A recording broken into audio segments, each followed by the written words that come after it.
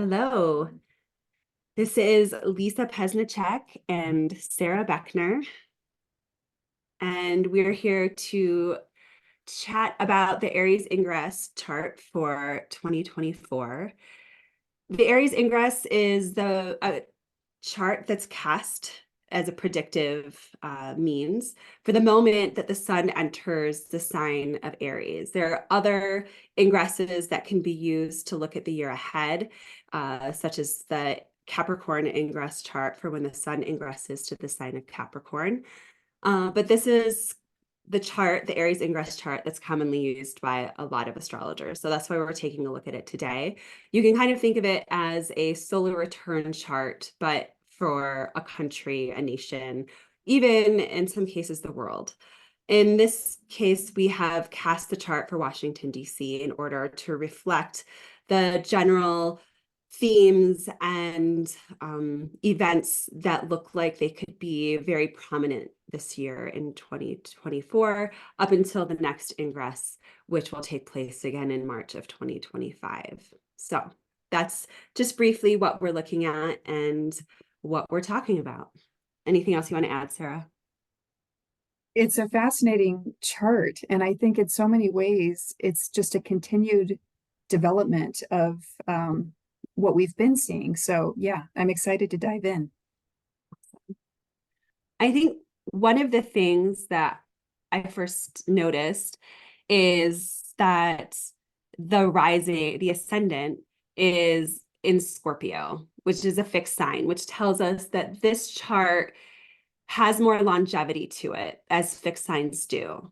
So we know that this chart is really a reflection likely of the full year, and it has endurance and lasting uh, ideas and that are springing from it. So Mhm. It also made me think of just in general the sort of intensity that this year holds for us, the absolutely, passions and yeah. absolutely. And then we see that, right, when we make our way down to, and there's no planets in this first house. So the next place we would want to go to really get an idea of what this year is about, and going off of what you said, Sara, is the intensity is it's ruled by Mars, and it's angular. It's conjunct the ascendant, or not the ascendant, the IC down at the bottom of the chart. You want to kind of talk about what you see with that? Yeah, I think we know that the fourth house signifies everything about the ground, the real estate, home, and agriculture, and how we as a people are really experiencing life on the ground. And so the fact that we have Mars there, right there on the IC, speaks to some level of intensity and turbulence and things really being heated. I mean, both within ourselves as well as environmentally.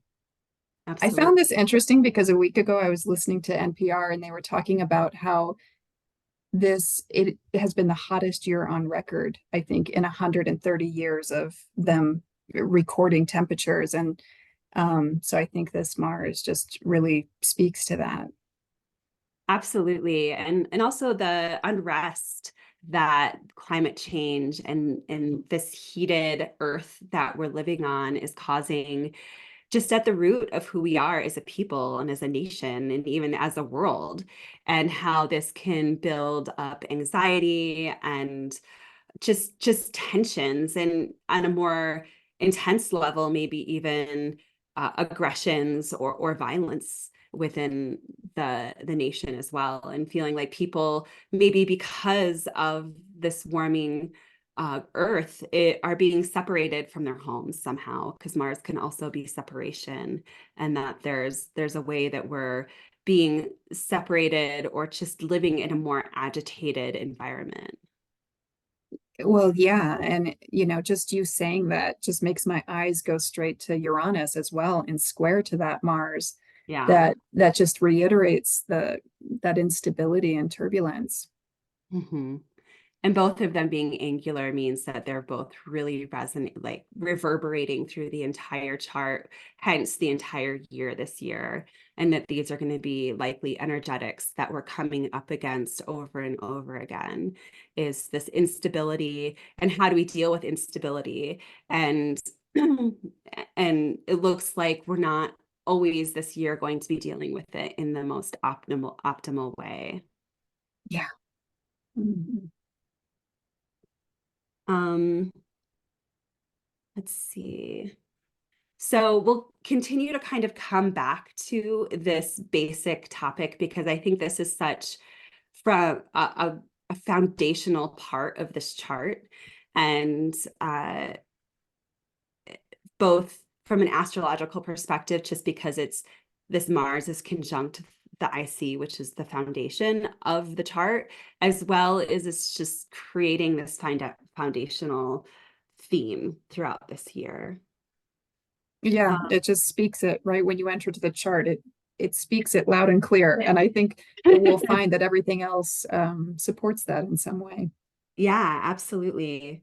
And not to say that this whole year, right, is going to be turbulent. There's a lot of other things within this chart that suggest that there's some blessings in this year as well, that and some support, but it definitely does look like we're going to be dealing with some upheaval and some unexpected uh, activities or uh, unexpected chains of events that occur this year. All right. So where do you want to go next, Sarah?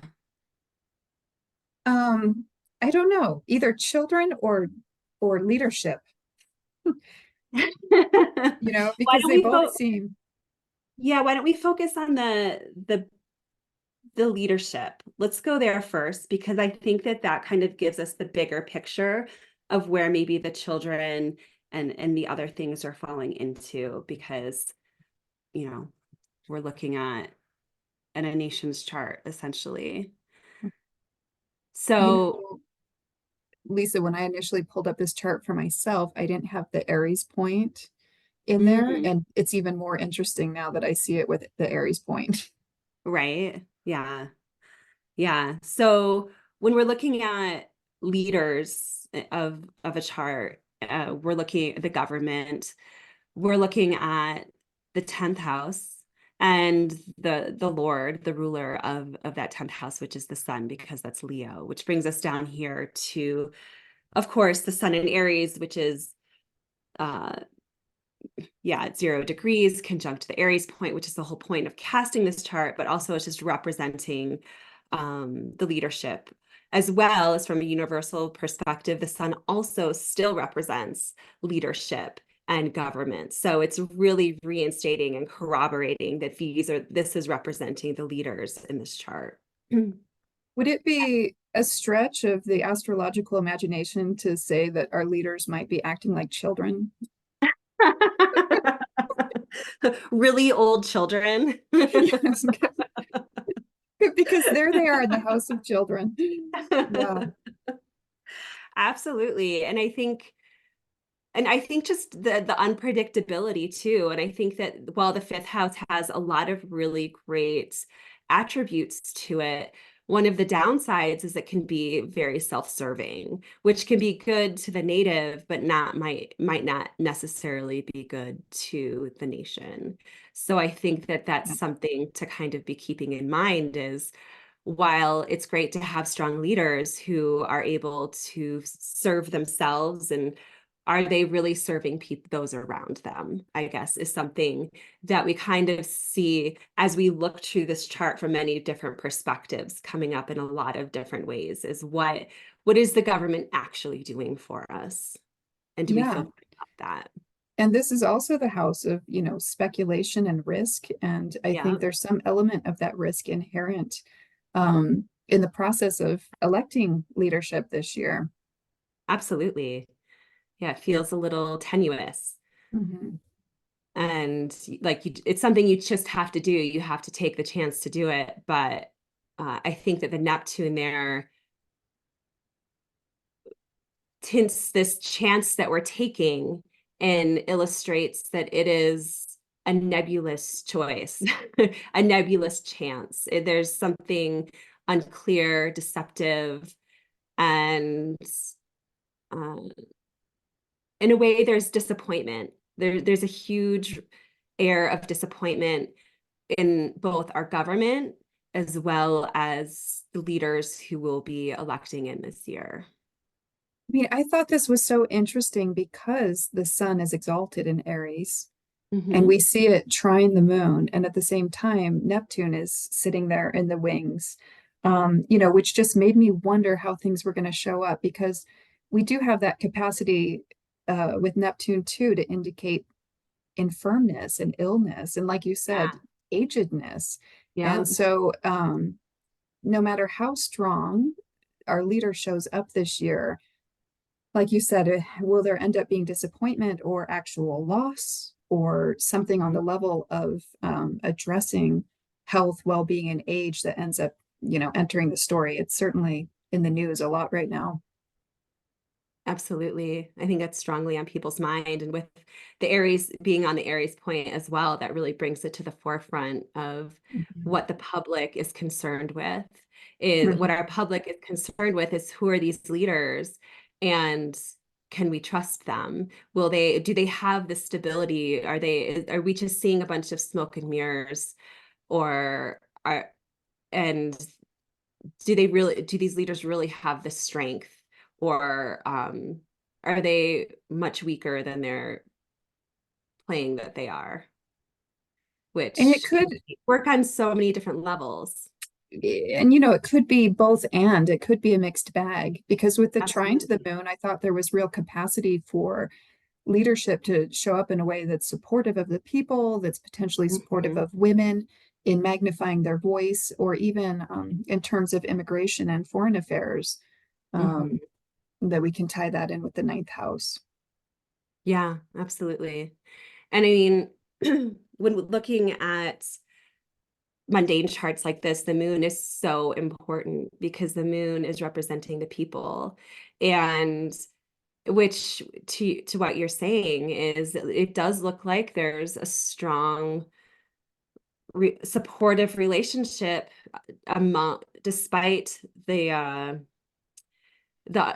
the issues that keep coming up. It looks like in the end there could be some supportive agreement or conclusion that we reach between the people and the government, and just from a universal perspective as well, between the leaders and the people.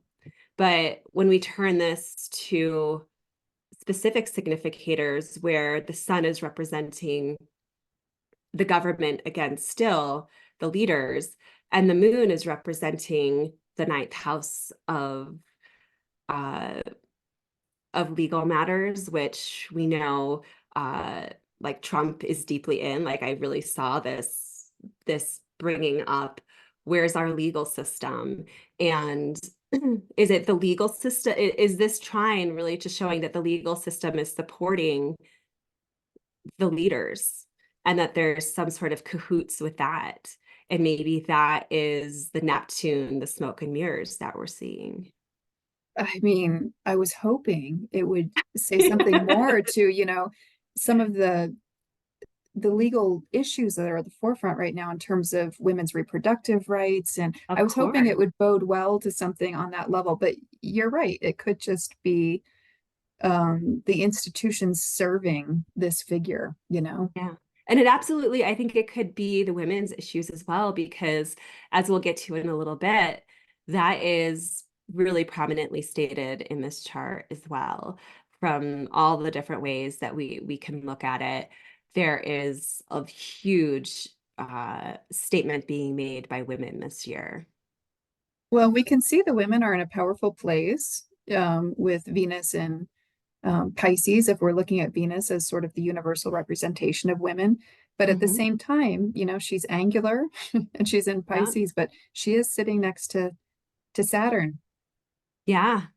Yeah. And that's sad. I mean, an exalted it's the exaltation, I think, that really helps this Pisces and this picture of women, and maybe that helps the women to use the Saturnian energy, the ways to work through a man's world, I guess, in one way, and kind of use it for her own benefit instead of continuing to feel that she's being, or that women in general are being repressed by it. I kind of see this as an opportunity, and it could work both ways, right? At the same time, where what we're seeing as far as women goes is that they're bringing to the forefront the ways that they've been repressed and the ways that they've been given the short stick, which is the Saturn, but also being able to use that Saturn to their advantage and say, well, I'm going to use this system in a way that benefits me. Yes, and everything you just said, I saw myself just through the lens of this Moon Pluto opposition. Mm-hmm. That the moon as the women are coming up against those places of working with those themes of power, influence, and control in a Mm-hmm. way that's challenging. Um, but at the same time, it's not a, it's not a bad placement for the moon in the ninth house. And like you said, Yeah. all of those things working with the institutions, with law, in the political arena, the ninth house can include politics. Yeah, it bodes well to, even though there might be some discord or challenges, it does speak to a rising of the voices, the woman's voice, in a way that I think is really positive. Yeah, I think so too. I think it's challenging, but I think that it's the challenge that makes it so powerful.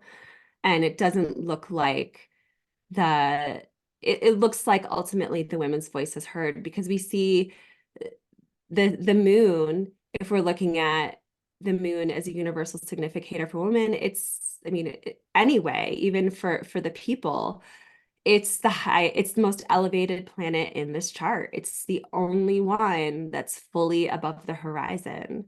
And that's what is visible in this chart, is the women, the people, the sentiment of the people.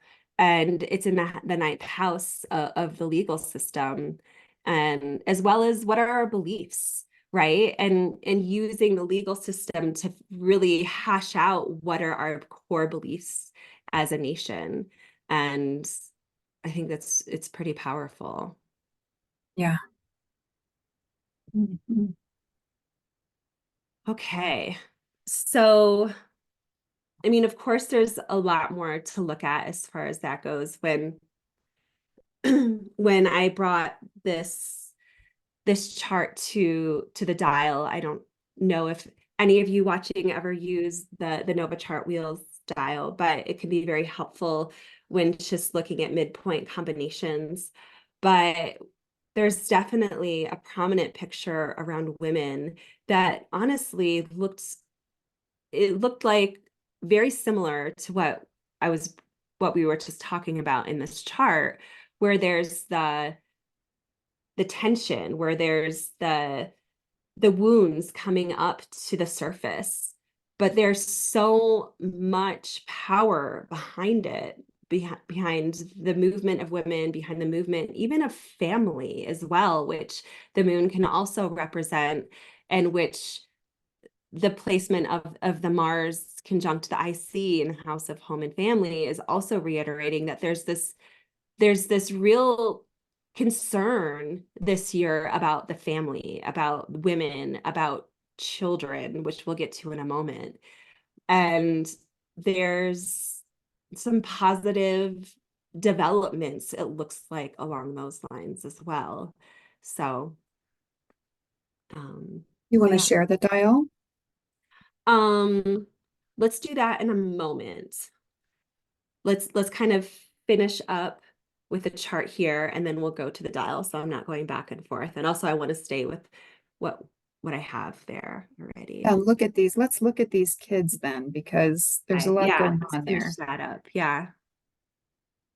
So So why don't one you of the start that off? first things when I looked at this combination of the children conjunct the North Node with Chiron there, um, it made me think of that book, Dopamine Nation. Have you heard of that? Have you read that? No, I haven't.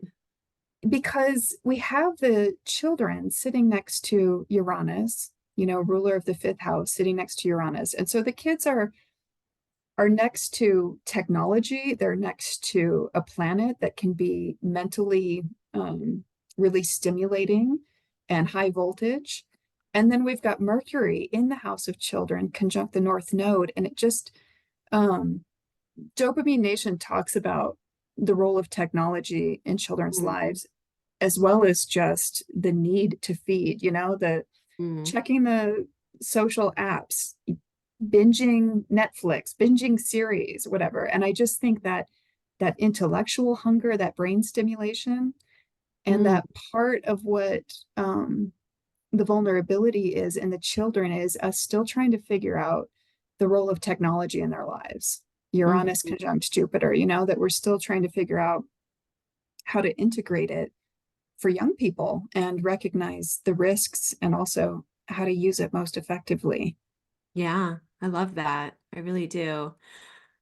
That's powerful. And I think that that's definitely, especially also as AI is becoming more prominent, and will continue to, I think that that is also part of that. Like how how are our children supposed to be children in a world where you don't know what reality is, and you don't know whether the music that you're listening to or the pictures that you're seeing or the videos that you're seeing, like how much a human hand actually has involved in that. And Yeah. and not, I mean, that's something that that they will continue to grapple with as they get older, but they're going to have a completely different perspective on it than us. And what is the long-term consequences of that, which I think is what Chiron's saying with Mercury there. And just to put it out there, um, for those of you who aren't familiar, Mercury within Uranian astrology is, which is something that both Sarah and I are trained in, is the universal significator for children, which isn't common in maybe other types of astrology. So just to clarify why we're looking to Mercury as well. So we So, see sick kids. We see sick kids. And I think mhm, just Mercury, too, as the mind and the intellect in the fifth house of children, does speak to some of this being the mental health crisis with children in our country. And, absolutely. as you're speaking, Lisa, I'm also just thinking about, this Pluto's ingress into Aquarius, that this is really Hmm. just the beginning of our journey of the conversations we're going to be having for a long time. Yeah, no, we are just at the beginning, at the very, very beginning, and the world that our kids are going to walk into, that they are walking into, is something by the time they're our age, we won't even recognize the world barely. You know, it's going to change so quickly. And I think that that is a huge part of the story.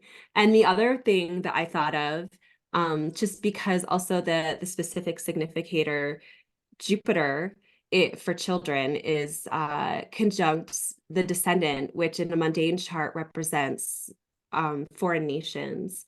And this really brought my mind to children in Palestine and other children overseas who, I mean, it just the atrocities that we're witnessing overseas, and the wounds. Right now we're seeing it and we're witnessing it in real time, but what are the long-term implications of that from an international perspective, from these children who are in this war zone? Like what's it's kind of the same but different as far as what we were talking about with our kids and technology, but there are implications, long-term implications to what is happening in Palestine and to these children as well. And as well as other war-torn countries and impoverished countries that we're not even speaking about because we're unfortunately to some level ignorant, but there's a lot of poverty and a lot of starvation going on. Yeah, and perhaps because on some level we don't even have the bandwidth. I mean, We with don't. Uranus there, it's just so much. We're all just dealing with so much. And I do think it's interesting because, in a general sense, we're looking at, yeah, instability in foreign affairs and relations here. And it is interesting that the children are part of that story, that they'll be highlighted in Mhm. in that dynamic in some way. Yeah, I thought that was very interesting and very poignant. Yeah. So, and right there with the Uranus and yeah. Uh, so I feel like there was one more thing You with know, this. I didn't know, Lisa, whether you would consider it or not because it's not really tied in, but we do see the South Node in the 11th house, and it's not really tied in with any specific significators, but I think that does not bode well in a general sense for our friends and allies as a nation. Mm, absolutely. Who has Yeah. our back? Who's showing up for us? Yeah. Yeah. How's the Yeah. rest of the world perceiving, you know, what we're doing politically and in terms of leadership? I mean, how is that perceived by our allies? Well, and I think that really ties into the next little bit that I wanted to touch on before we move to the dial, which is finances from this chart. And that Jupiter is also the specific significator of this chart's second house, which is our country's finances, our wealth, all of that. Please excuse my dog in the background. Yes. And what we see is that our finances are very much tied to our international relationships in other nations. And then we have Uranus is there as well. And it looks like there could be significant mergers. This could also point towards just significant mergers within the larger business realm as well. But it looks like there's something financially that's being stirred up with our finances, and it's not in our hands. Like we're it's almost like we're putting it in somebody else's hands, and it's not it's as far away from us being the ascendant as possible, and which can be disruptive. And I wonder if part of this is giving aid to other countries, specifically Israel, Palestine, Russia, Ukraine. Those are just the known possibilities, and who knows what else could arise this year. But it looks like overall that is not a great move on our part. It looks like it's ultimately causing more disturbance and less uh, solidity for our financial situation overall. Yeah, and you know, it's interesting as we approach the equinox here. In this last week, I have heard several tales of people being scammed, suffering financial Mm, scams. And some of it has had to do with cryptocurrency, some of it has yeah, had to do with faulty investments. And so I'm sort of fascinated by the fact that yeah, L2 is also L5. yeah, So bringing in again that risk and speculation tied in with the yeah. Uranus and So much and the risk with our money. yes, it's happening on so many levels, you know, and to Yes. think that as a country we're vulnerable to that, like what I'm seeing in the microcosm is a little unnerving, you know? Mm-hmm. Yeah, Absolutely. fluctuations in the market. I mean, all of those things. Mm-hmm. Yeah. And I mean, just to corroborate with that as well, we see the part of fortune in the eighth house of debt, specifically debt, being in debt to other countries, like foreign debt, indebtedness, as well as like foreign stock markets. So, and just the stock market in general, I think also fits into that eighth house. So, so keep an eye on the finances, and maybe even though the government doesn't seem to be handling their money well, try to stay away from scams and just find some stable place for your own finances to live in a bubble away from what looks like could be rather uh, destabilizing, I guess, for Yeah, lack of a better word. a Turbulent. Yeah, turbulent times financially, you know. But you know, it's absolutely. also there is the capacity, I guess. There's a little bit of strike it rich, right? With that Jupiter Uranus that Absolutely. Yeah, there could be that as well. Yeah. But it makes you wonder, how stable is that, right? So if you do see some of those influxes coming up, just be careful. However, as far as I looked at looking at the real estate market, it actually looks like the real estate market has the potential to do quite well this year.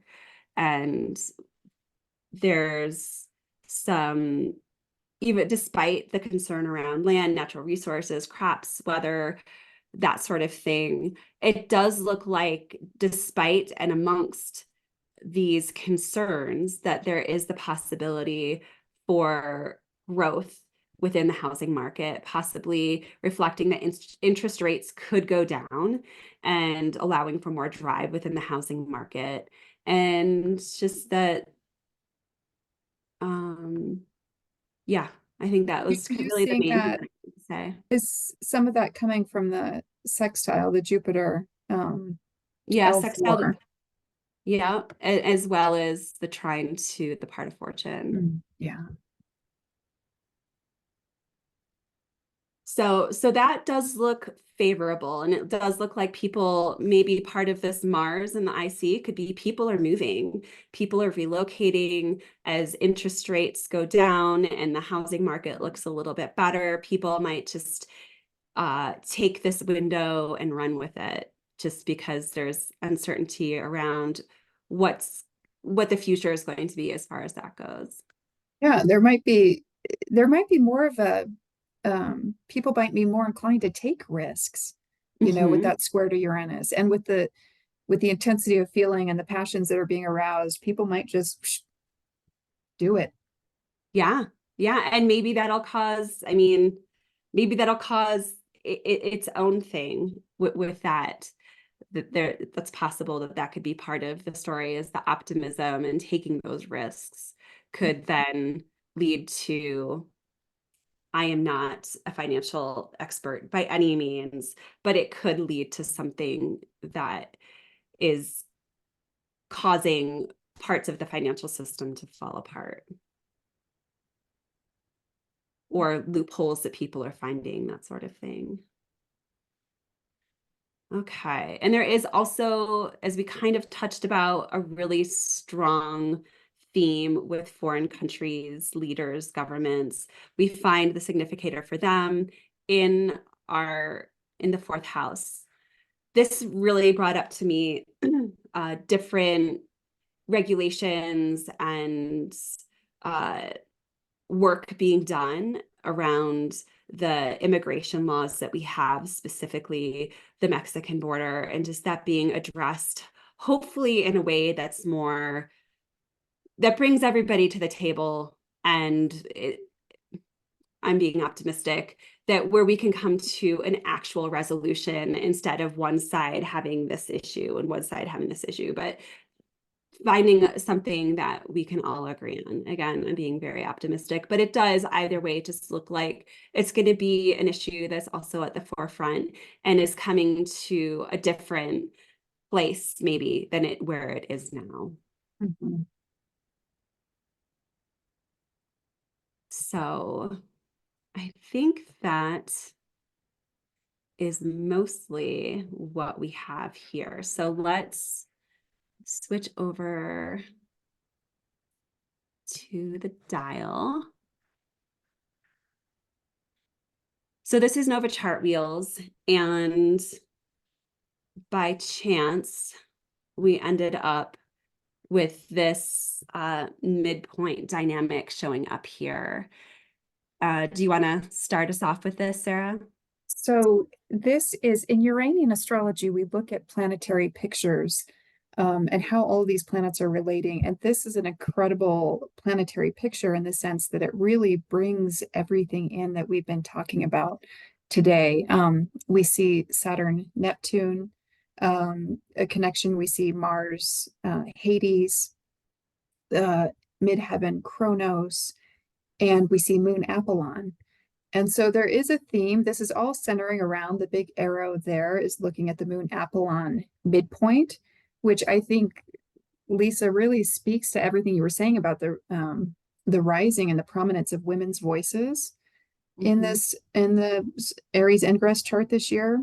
But even with Moon as a general significator for the people in a mundane chart, we know that the ideology, the thoughts, the feelings of the people are contacting all of these other kinds of challenging planetary dynamics, some of which revolve around power, excavation of difficult material.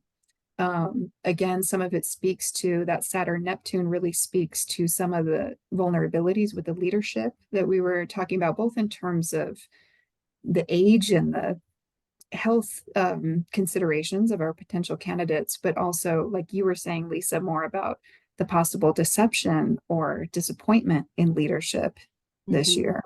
And so it really, I mean, it's all here in this chart, and you can readily see in this chart as well. If you, I don't know if you can see my cursor or if you can No, I point it out, can't. Lisa, but we see this Chiron Mercury North Node, Yeah. that Mercury is sitting on the midpoint between the Chiron node, pulling in all those themes around everything we spoke about with the children. And I don't know if we really mentioned it in terms of media and Yeah. news, if we emphasize Mhm. that to the degree that we should have, because I think that North Node is just going to really exemplify, exacerbate, potentiate, all of what's happening in the media. Um, yeah. Yeah, it really makes me feel I get the sense that, I mean, because it's all focused on the moon Apollon, that there's this positive voice that wants to come out from the people, whether it has to do with women, with family, with just the sentiment of and concerns of the people in general. And that there's a lot of foresight to this, right? It's not in a container with Apollon there. It's open to different considerations, and it wants different considerations. And that's where it's focused on. But there's I think a lot of what we're seeing with the other midpoints that are coming in specifically, that there's a lot of pushback, and maybe part of what this voice of the people is pushing back against and coming up against, like old ways uh and even aggression as well. Ooh, you made me think that Saturn Neptune part of that could be like dissolution of the old ways. Oh, yeah, absolutely. Dissolving the old ways and the old structure that we've depended on. And yeah, I mean, I don't know why this just came into my mind, but I mean, Saturn, Neptune could be, we're also seeing the older generation pass on or not be as loud as well. So there's part of that too. It's like this older generation is dissolving. It's there is as natural life goes, right? It's like it Saturn can only last so much time until Neptune washes it away. And what happens then? We have these people's voice that's saying, this is what we want. We desperately want the future to be different. And I think that we can also feel the sentiment with Pluto coming into Aquarius as well, despite some of the potential downsides with technology and that sort of thing, that there's this feeling of optimism despite the challenges. And maybe, again, I think I said this before, but maybe because of the challenges.